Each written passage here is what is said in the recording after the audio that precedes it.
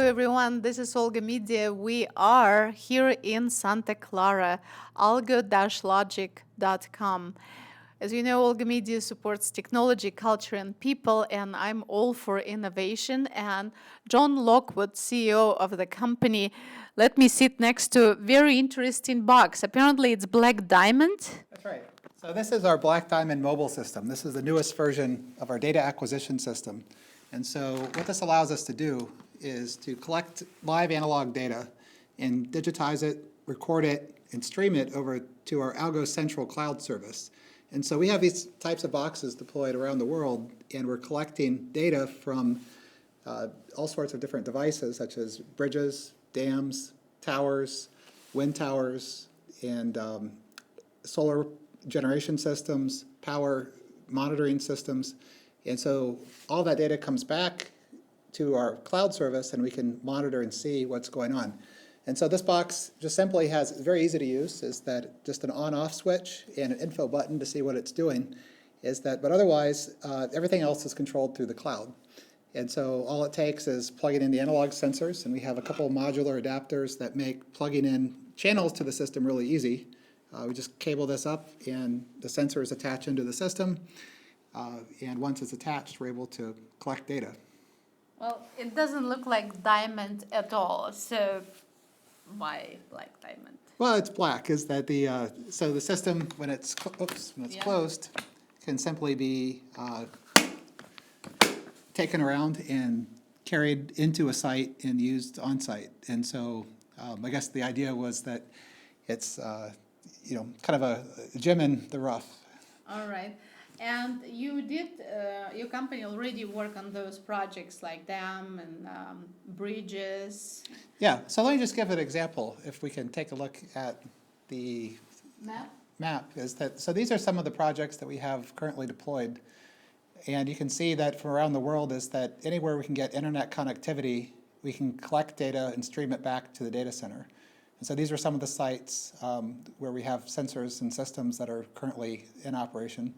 And what's neat about the system is that you can also power this from many different types of sources. And so in some cases, we have systems which are in places where there's not power available, in which case we use solar power in order to drive the system. And in some cases, we use satellite uplinks in order to bring the data back to the Algo Central site.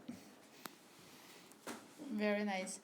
And what's your future of use of those Black Diamond boxes? Do you have any suggestions? Yeah, one thing I wanted to show was a project that we have locally running on this building, which is our solar monitoring project.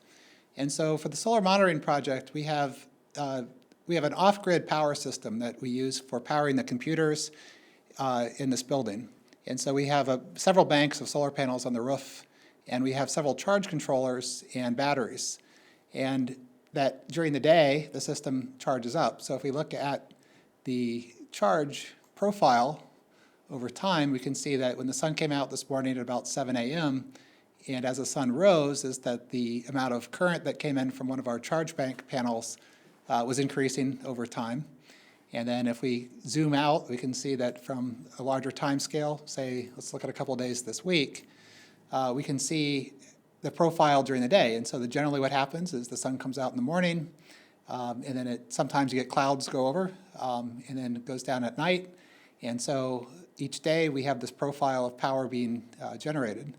And this is charging the off-grid battery system. So if I go back to our power system.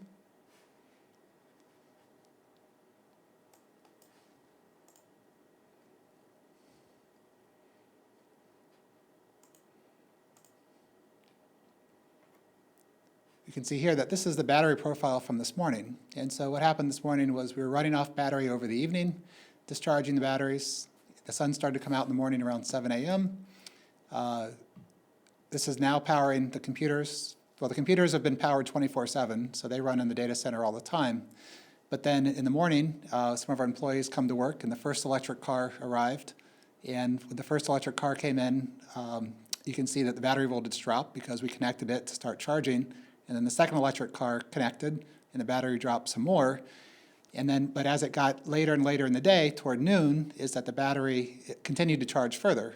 And then looks like one of our employees went out to lunch, and while he's gone, is that the battery now has a chance to charge even faster because there's just a single car connected to the system. And so this is pretty typical, is that we get over the course of longer days, is that we can see over the course of the week that this pattern pretty much repeats. And so that each day we have different cars attached at different times.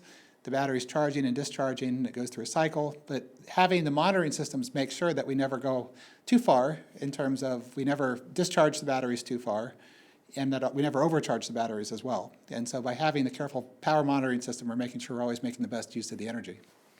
That's great. Well, until then, I guess we're going to check your other projects you're running in the company, unless you want to say a few words about those projects now. No, all I can say is that we have several customers that use our monitoring system for different applications. And so they, for example, on wind towers, is that we're collecting how wind towers, the motion, the strain, the forces that act on wind towers. These are for power generation. We just saw the solar monitoring system. And then we also saw for hydroelectric, for example, that we have some of our sensors on dams so that we can make sure that they are stable.